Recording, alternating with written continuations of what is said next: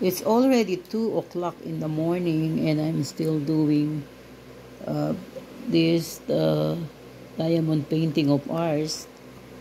Nakaka-inspire kasi habang ginagawa mo, hindi mo pa nakikita yung itsura pag malapitan.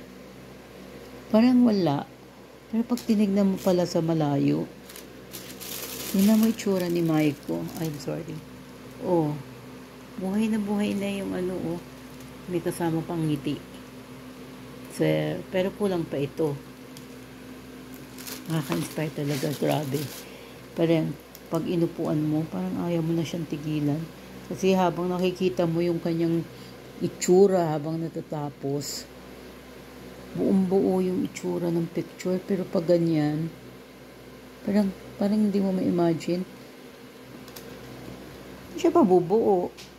Tapos minsan yung mga colors niya halos mukhang pare-pareho. Pero iba-iba ng code. I think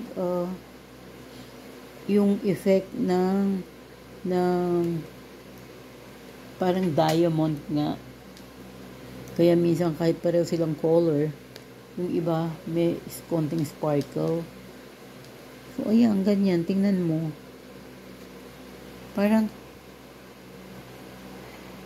hindi ko siya ma-imagine pag ginagawa ko eh. Pero nung halos natatapos yung isang muka, kitang-kita mo na effect eh. Oh, sorry ha. Ayan oh. Diba? So si Maiko nga naka-smile pa eh oh. May kulang pang isang letter doon para siya mabuo.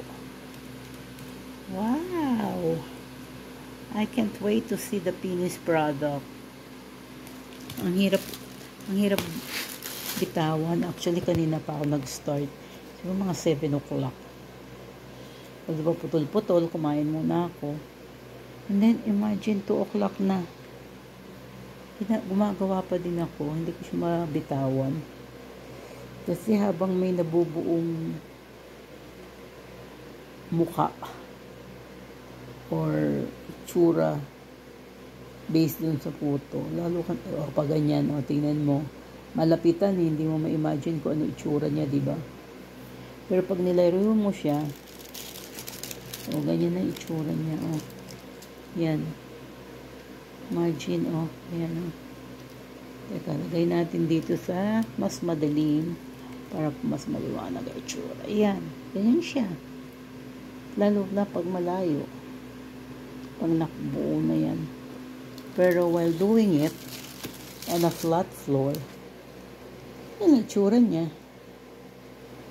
Hindi mo alam kung paano mo siya. So amazing. I'm amazed. Actually, I think this is month 7 or month 8 ko nang ginagawa. Pero this is the first time I do an actual photo.